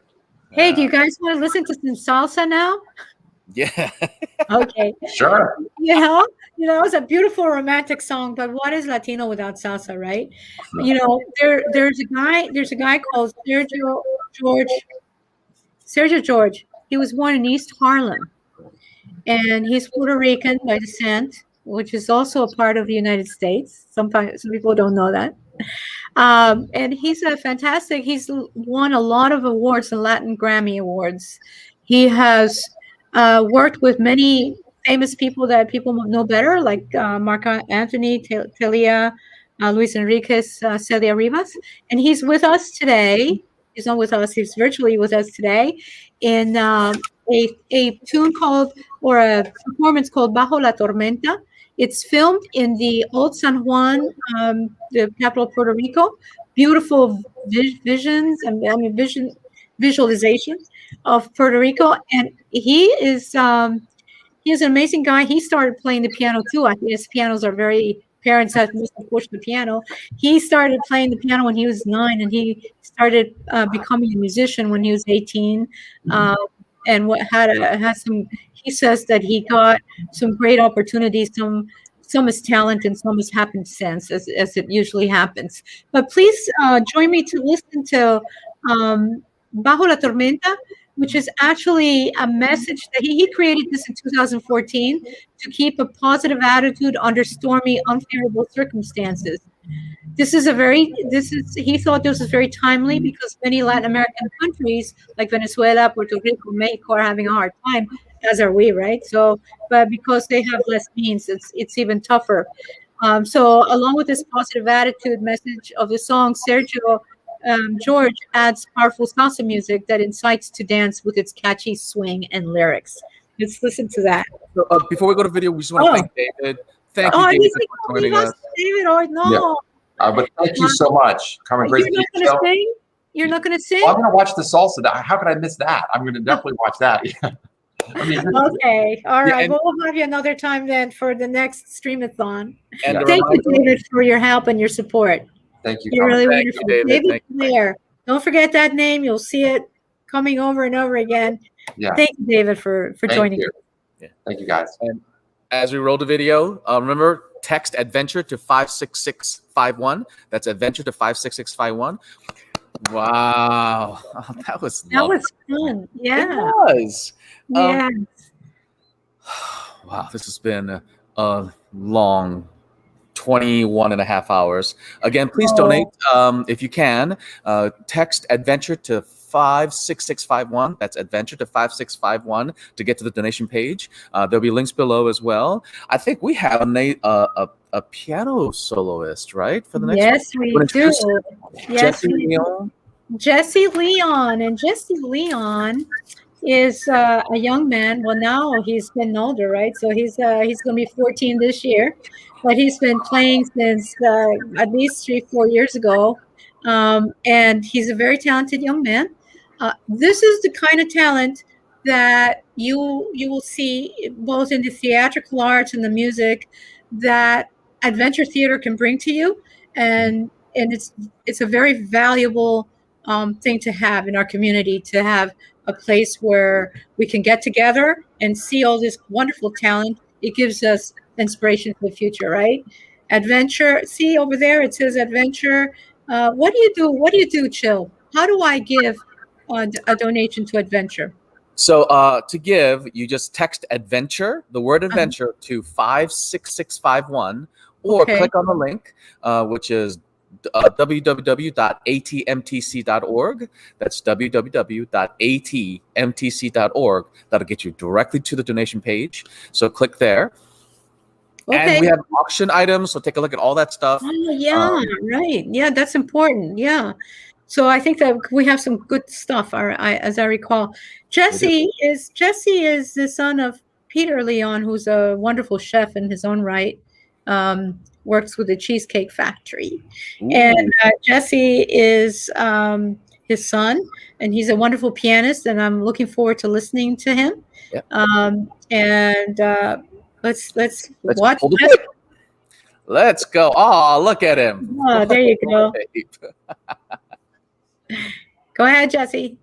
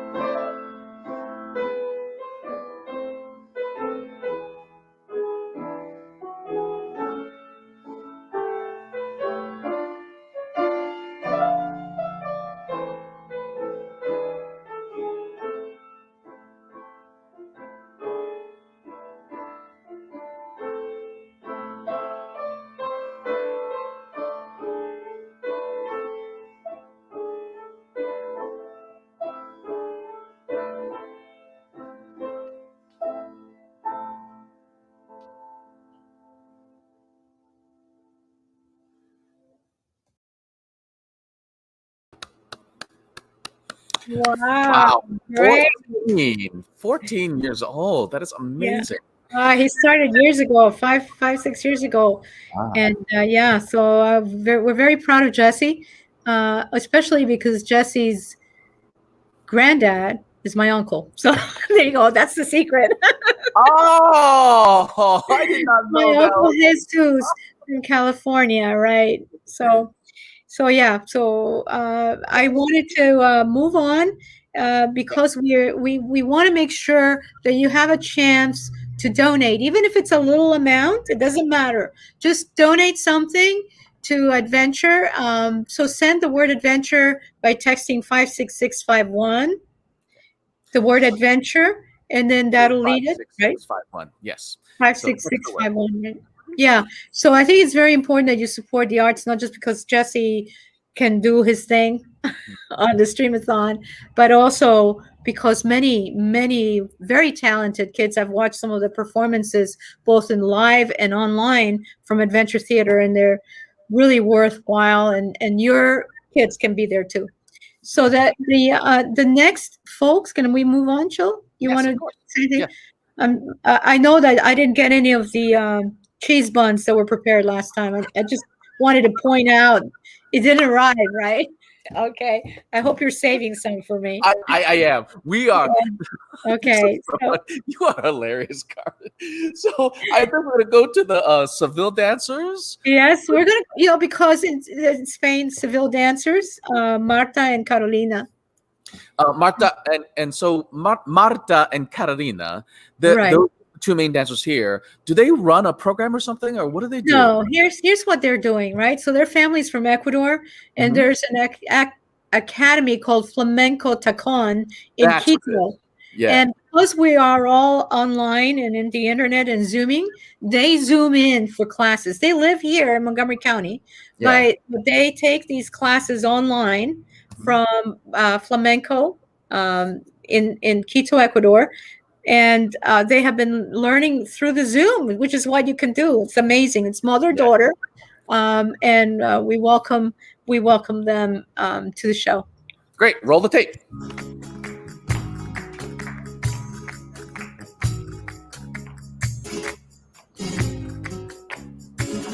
Mira la cara a cara que es la primera. Que es la primera, mira la cara a cara que es la primera, mira la cara a cara que es la primera, que es la primera y la vas seduciendo y a tu manera, y la vas seduciendo y a tu manera. Esa gitana,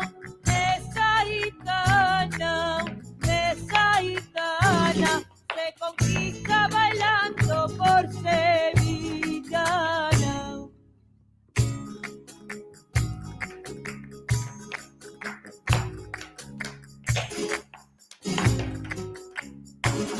Mira la cara a cara que es la segunda. Que es la segunda. Mira la cara a cara que es la segunda. Mira la cara a cara que es la segunda. Que es la segunda. Cógela por el talle la cara junta, cógela por el talle la cara junta. Esa gitana,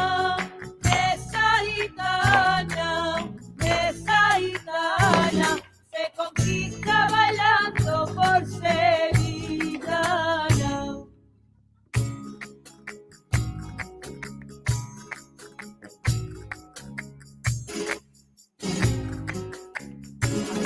Mira la cara a cara que es la tercera. Que es la tercera.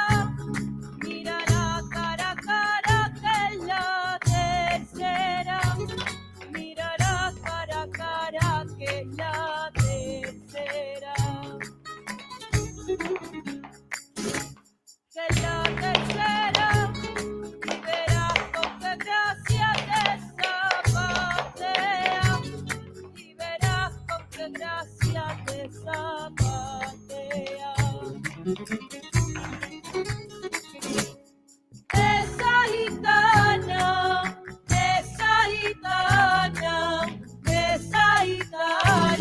se conquista bailando por sevillana.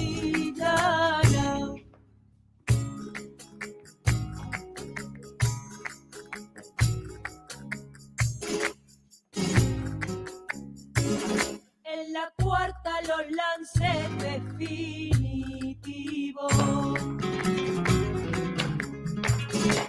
Definitivo, en la cuarta los lances definitivo, en la cuarta los lances definitivo. Definitivo, que se sienta en su vuelo pájaro herido, que se sienta en su vuelo pájaro herido. Esa gitana,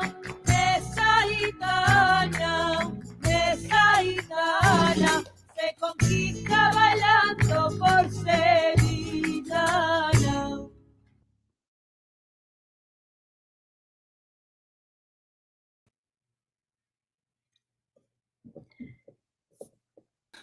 Hello. Thank you for coming back.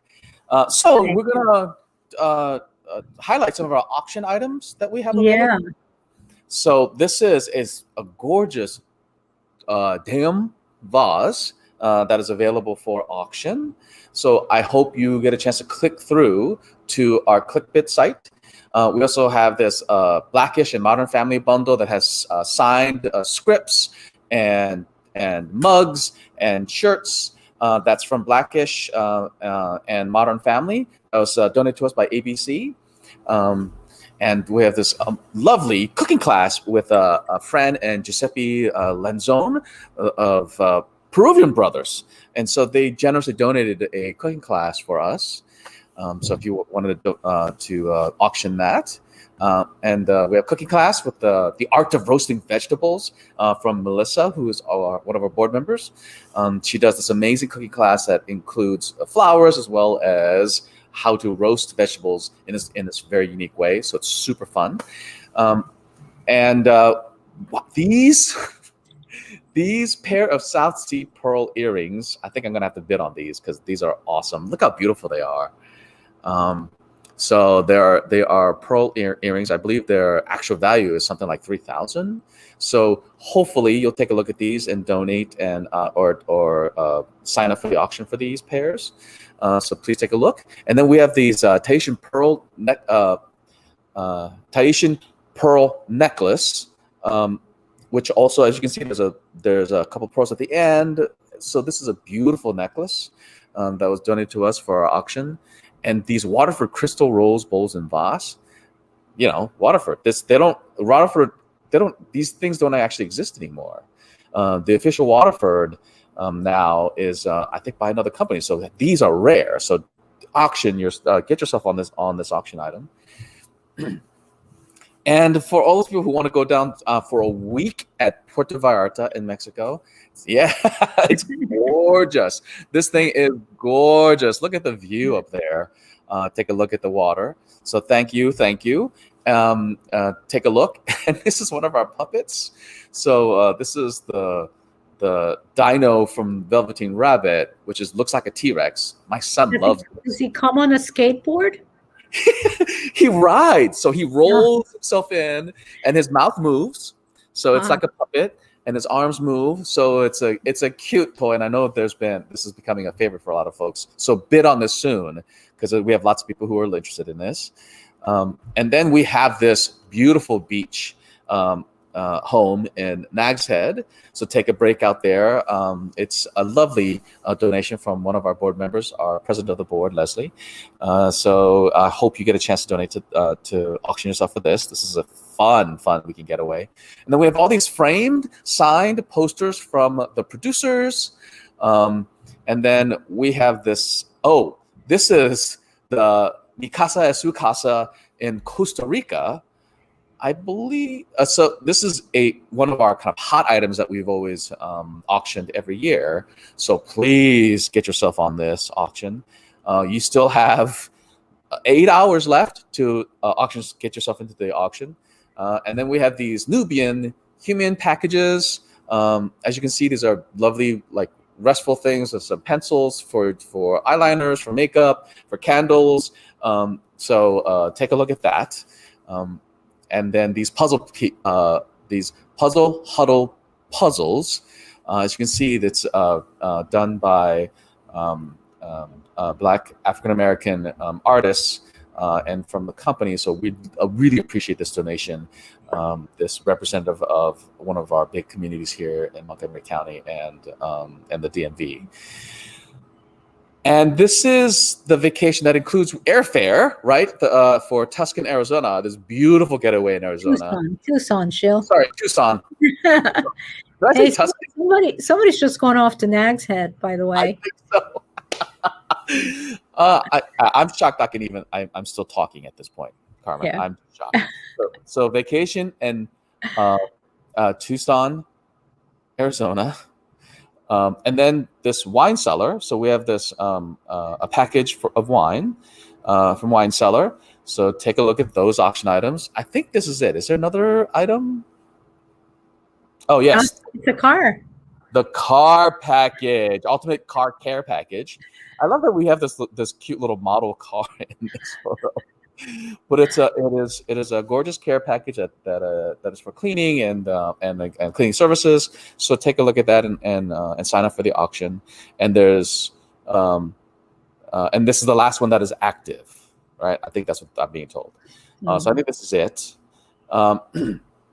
Now we have one more video that we're going to have time for, right? So do you want to intro that really quickly, and then we'll get the video? Sure. So this is a program that Ecuador has launched for their children to make sure that the children have active involvement in the arts, and it's a wonderful program that I'm hoping that we will learn from and adapt over here as soon as we can because of the pandemic. But it's 300 young people and children. It was launched in 2019, and now they're continuing to do it.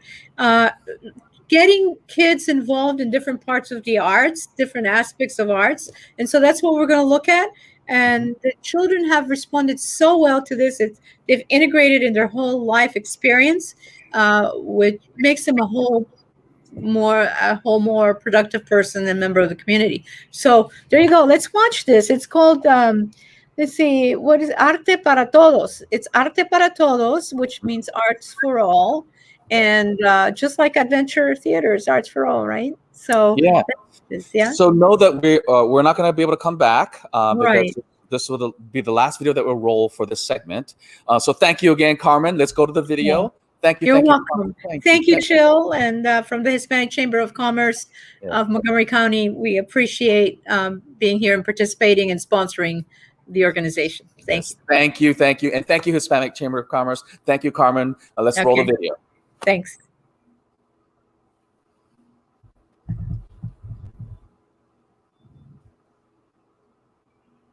Es una iniciativa del Gobierno de la República que busca llevar el arte a diferentes instituciones educativas y espacios a nivel nacional, para que niños, jóvenes y público en general tengan un mejor acercamiento y conocimiento de las diferentes expresiones artísticas y culturales.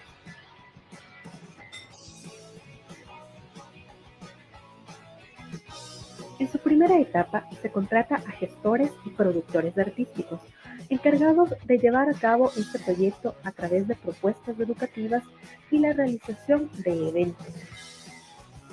Para esta etapa, la gestora de procesos artísticos, Gabriela Recalde, toma en cuenta como beneficiarios a los estudiantes del Colegio 11 de Marzo, de octavos y primeros de bachillerato, quienes a lo largo del mes de octubre, noviembre y diciembre recibieron talleres de capacitación en expresiones artísticas, entre máscaras, encuadernación, maquetas y dioramas. El Colegio 11 de Marzo se encuentra ubicado en el barrio El Camal, junto a la estación del trole del Recreo. Conozcamos ahora a algunos de estos estudiantes y sus opiniones sobre este primer proceso de arte para todos. Mi nombre es Dulce María Samantha Jerito. Daniel.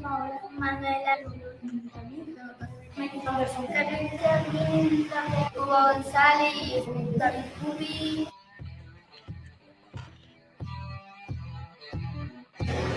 El arte porque puedo compartir con mis compañeros, amigos, familiares, puedo disfrutar cosas.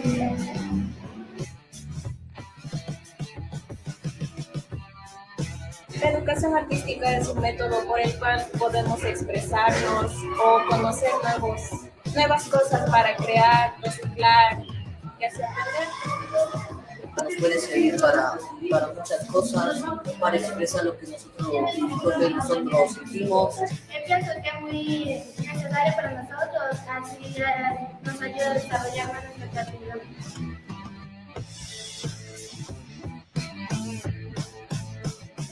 Aprendí cómo hacer las máscaras, cómo hacer el papel maché y aplicar las máscaras. Descubrí que hay nuevas formas de expresarnos y muchas artes más para poder tener algo a cabo.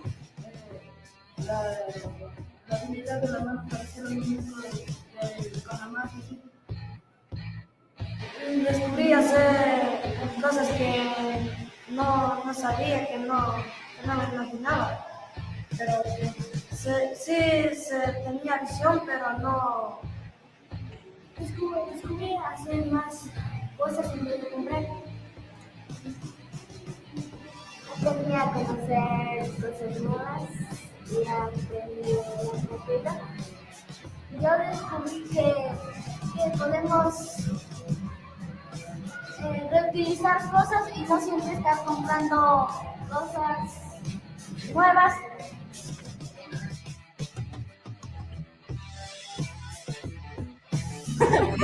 Lo que más me gustó de hacer la máscara es hacer el molde con velas de yeso y hacer el papel maché para poder realizar y Disfrutar lo que yo pensé, a lo que estaba sacando, a lo que estaba haciendo de secar. Bueno, lo que más me gustó fue que aumenté mi mente. Me gustó bastante hacer las maquetas, me divertí mucho. Muy bien,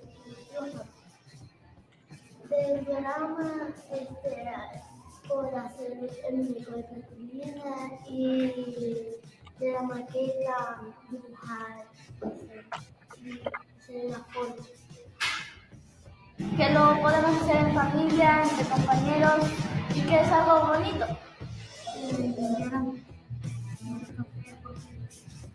Tenemos que hacer los muñecos y la maqueta porque hacemos con masa y sal y es muy bonito de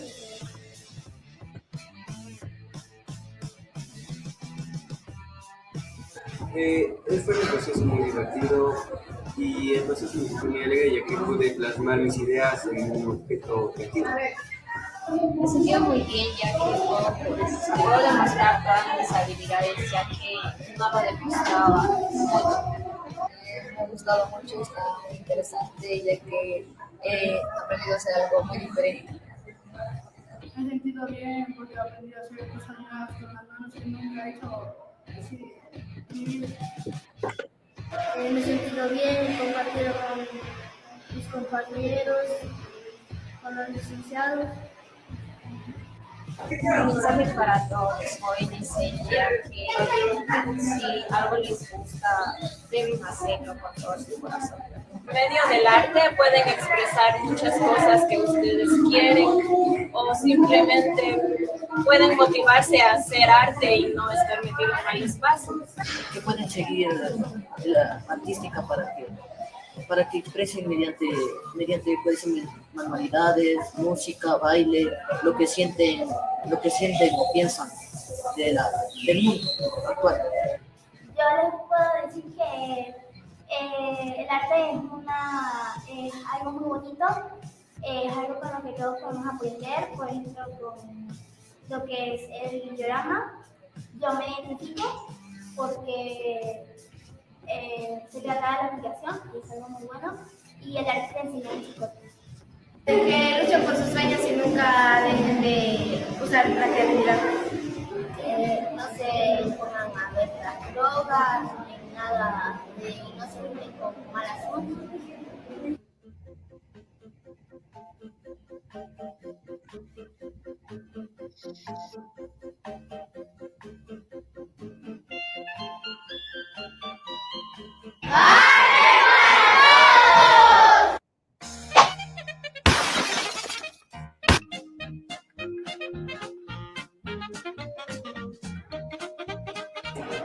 Lo que más me gustó es hacer el molde con menitas de hielo.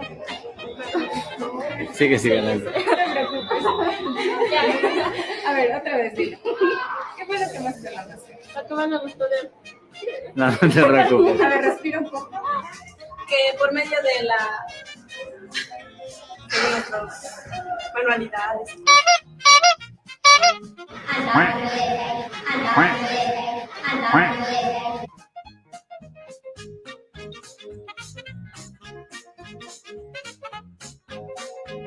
Y que tengan muy buena suerte. Muchas gracias. Cuando ustedes quieran. 1, 2, 3. Gracias, chicos. Muchas gracias. Suscríbanse.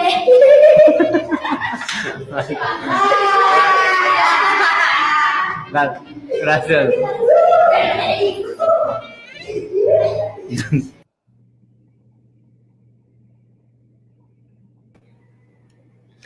Wow, that was just like so much that we crammed into that 2-hour block we're running over, Carmen. So we're going to switch it over. Say thank you, Carmen, for putting together that amazing hour plus of content and sharing so much culture with us this morning, our special guests. But we are running late. So we are going to ask you, we're going to switch over to the next block. For those of you who are new, when we finish this feed, you just have to wait like 60 seconds and then hit refresh and the new feed will start. So just like imagine like a short commercial break and then we'll be right back at you. In the meantime, that gives you just enough time to make a donation by texting adventure to 56651. Let me do it right now. Thank you, Carmen. Thank you.